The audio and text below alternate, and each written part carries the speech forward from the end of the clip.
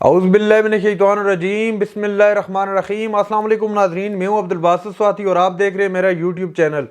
ناظرین اکرام، عمران خان بالآخر ستمبر چونکہ آپ کو پتہ ہے ختم ہو گئے، جو بڑا ستم گر گزرا ہے، کچھ تحریک انصاف کے لیے، کچھ پی ڈی ایم کے لیے اور کچھ اور حلقوں کے لیے بھی بڑا ستم گر گزرا ہے یہ ستمبر۔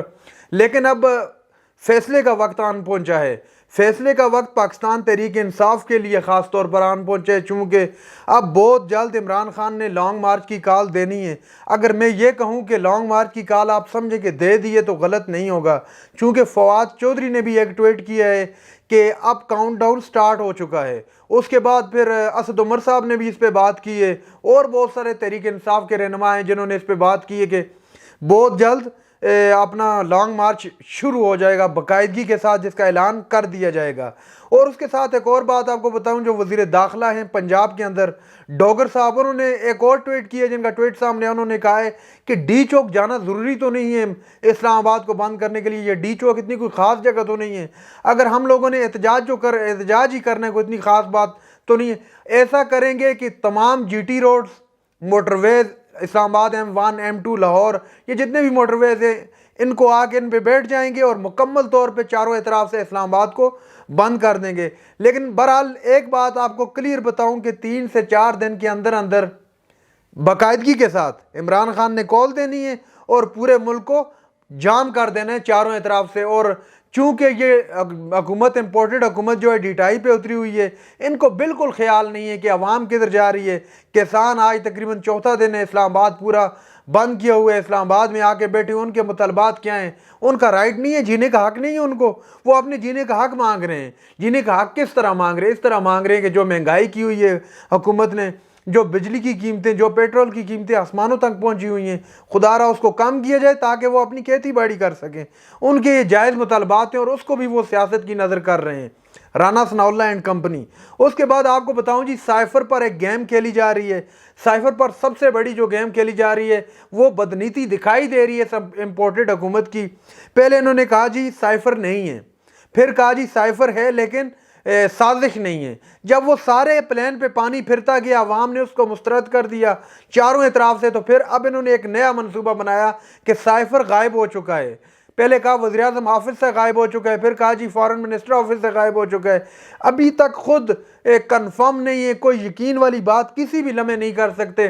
2 منٹ پہلے ان کا کچھ اور بیان ہوتا ہے اور 2 منٹ کے بعد بیان تبدیل ہو جاتا ہے۔ جہاں پر ایک بات آپ کو وضاحت کے ساتھ بتاؤں کہ امپورٹڈ حکومت جو جو چال چل سکتی ہے چلے، اب اس سائفر کو غائب کرنے میں تو کچھ ہو ہی نہیں سکتا، چونکہ اس کی ایک کاپی وزیراعظم صاحب نے خود بھجوائی تھی اپنا چیف جسٹس آف پاکستان کو، اور صدر مملکت کو بھی بھجوائی تھی۔ صدر مملکت نے وہ کاپی بھجوائی تھی چیف جسٹس آف پاکستان کو تاکہ اس پر تحقیقات ہو سکے۔ دیکھیں، عمران خان بار بار اس پر عدالتی تحقیقات کا مطالبہ کر رہے ہیں۔ اگر ان کے ذہن میں صرف مائنڈ میں کوئی گیم ہی ہو کہ صرف گیم کھیلنی اور یہ صرف سیاسی پوائنٹ سکورنگ کرنی ہے اس پر سازش کے خلاف یا اس جو رجیم چینج کے خلاف، تو عمران خان کبھی بھی جوڈیشل کمیشن کا کم از کم اس لیٹر کے معاملے میں، اس سائفر کے معاملے میں کبھی نہ کہتے۔ اب حکومت نے کہا ہے جی ہم سے لیٹر غائب ہو گیا، اگر ان کو تحقیقات کروانی ہے تو میں ان کو مشورہ دوں گا، آپ چیف جسٹس سے منگوا سکتے ہیں۔ اور اس کے علاوہ 2 اور ایسے صحافی ہیں جن کے پاس لیٹر ہے، یہ میں نہیں کہہ رہا بلکہ ان کے اپنے ٹویٹ کہہ رہے ہیں۔ ایک احمد میر صاحب ہیں اور دوسرے نجم سیٹھی صاحب ہیں جنہوں نے ٹویٹ کیا تھا۔ احمد میر صاحب نے کیا تھا کہ I have a copy of cipher, تو سائفر کی کاپی ایک ان کے پاس بھی ہے۔ اب جی آڈیو میں کتنے کٹس ہیں میں نے آپ کو پچھلی بھی ویڈیو میں بتایا تھا۔ دیکھیں، جو ایڈیٹنگ ایکسپرٹ ہیں، ایکسپرٹ سے مراد ایک تو سادہ ایڈیٹنگ ہوتی ہے، ایک جو ہوتے ہیں ایکسپرٹ ہوتے ہیں۔ جو ایڈیٹنگ ایکسپرٹ ہیں وہ سمجھ سکتے ہیں کہ کس حد تک اس میں کٹس لگائے ہیں۔ کم از کم نہیں 5 سے 7 کٹس کے درمیان اس آڈیو میں، جو 1 منٹ 2-3 سیکنڈ کی آڈیو ہے عمران خان کی، اس میں کٹس لگائیں گے۔ اور جو پوری مدعے کی بات تھی، عمران خان نے جو ڈیٹیل سے بات کی تھی، اس بات کو چھپانے کی کوشش کی جا رہی ہے۔ اور یہ امپورٹڈ حکومت اپنے چال میں، اپنے بنے ہوئے چال میں خود ہی پھنستی چلی آ رہی ہے، کیونکہ آڈیو کے اندر 5-6 کٹ لگانے کے باوجود بھی عمران خان کا جو بیان انہوں نے پبلش کرنے کی کوشش کی ہے، ناکام کوشش، اس میں بھی عمران خان پوری طرح سے سرخرو ہو چکے ہیں۔ اور آڈیو لیک پر جی عمران خان ان سب پر بھاری بھی پڑ چکے ہیں، چونکہ عمران خان نے اب عدالت سے تحقیقات کروانے کا مطالبہ کر دی اور باقاعدگی کے ساتھ درخواست دے دی ہے عدالت کے اندر کہ عدالت اس معاملے میں وزیر اعظم اور ان کے وزراء کے خلاف تحقیقات کروائے کہ یہ جو آڈیو لیک کا سلسلہ ہوا ہے، اس آڈیو میں جو گفتگو کی گئی ہے، چونکہ ابھی تک امپورٹڈ حکومت کے کسی بھی نہ وزراء نے نہ وزیر اعظم نے اس کو مسترد نہیں کیا کہ یہ آڈیو ان کی نہیں ہے، بلکہ کلیریفیکیشن دی ہیں۔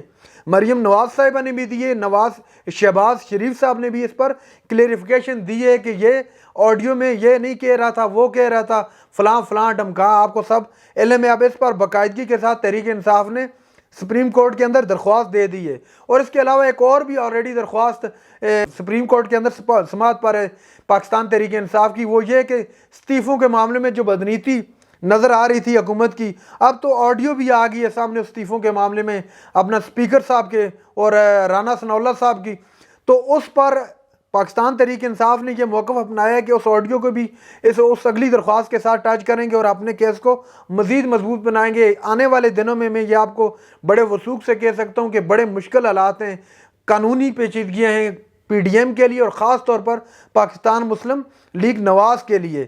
وزیر اعظم اور وزراء کے خلاف آڈیو لیک پر مکمل تحقیقات کا مطالبہ کیا ہے تحریک انصاف کی جانب سے۔ اب بتاؤں جی آپ کو کہ اب اس کے آگے کیا ہونے والے اور کون سے ایسے معاملات ہیں یا کون سی ایسے آپشن ہیں جس پر پاکستان تحریک انصاف غور کر رہی ہے۔ دیکھیں، عمران خان کے پاس اور تحریک انصاف کے پاس اس وقت سب سے بڑا جو آپشن ہے وہ ہے جی عارف علوی صاحب۔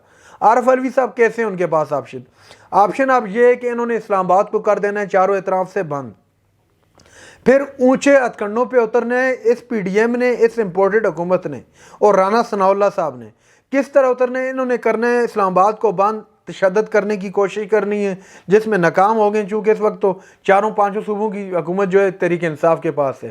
انہوں نے پھر ایمرجنسی کا بہانہ بنا کر انہوں نے پھر اپنا غیر جو کہ جسے کہہ سکتے ہیں آپ غیر معمولی حالات کا بہانہ بنا کر انہوں نے گورنر راج لگانے کی کوشش کرنی ہے، جو چند ہی سیکنڈ میں، اگر سیکنڈ میں نہ ہوا تو چند ہی منٹوں کے بعد وہ تو ایک ڈسٹرائے ہو جائے گا۔ اس کی بیسک ریزن میں نے پیچھے بھی آپ کو ویڈیو میں بتایا تھا کہ غیر معمولی حالات وہ نہیں جس کو پی ڈی ایم غیر معمولی کہہ رہی ہے، وہ غیر معمولی حالات جس کو عدالت تسلیم کرے گی، جس کو چاروں صوبے تسلیم کریں گے، ان غیر معمولی حالات میں گورنر راج آ سکتا ہے، لیکن اس سے پہلے بھی آپ کو ایک بل پاس کروانا پڑے گا قومی اسمبلی سے۔ تو اب انہوں نے ہر قسم کے اونچے ہتھکنڈے استعمال کر رہے ہیں۔ جب انہوں نے اسلام آباد میں گھیراؤ کرنا ہے تحریک انصاف نے، تو پھر ہونا ہے ٹکراؤ خدا نہ خواستہ اس نیز تک نہ پہنچ جائے، اس نیز تک نہ پہنچ جائے کہ جس سے بہت زیادہ خون خرابے کا اندیشہ ہو۔ اس وجہ سے پھر انہوں نے ان سے پیچھے ہٹنے اتحادیوں نے مجبور ہو کر، چونکہ پورے کا پورا ملک اگر کوئی عوام آ کے بیٹھ جاتی ہے، یرغمال بنا لیتی ہے دارالحکومت کو، تو پھر مسئلہ ہوتا ہے سب کے لیے، بہت سارے انتشار پھیلنے کے خدشات ہوتے ہیں، جس کے پیش نظر جو ہے ان کے اتحادی پیچھے ہٹنے کی کوشش کریں گے۔ تو اس دوران عارف علوی صاحب ان کو اعتماد کے ووٹ کا کہہ سکتے ہیں، پھر اعتماد کے ووٹ لینا شہباز شریف کے لیے مشکل ہی نہیں ناممکن ہو جائے گا، چونکہ ملک کے جو صورتحال ہوگی، جو حالات ہوں گے، وہ کسی کے قابو میں بھی نہیں ہوں گے۔ تو ناظرین، یہ تھی آج کی ہماری ویڈیو۔ جو ہمارے چینل پر نئے ہیں، چینل کو سبسکرائب کر لیں۔ اگلی ویڈیو تک کے لیے اللہ حافظ۔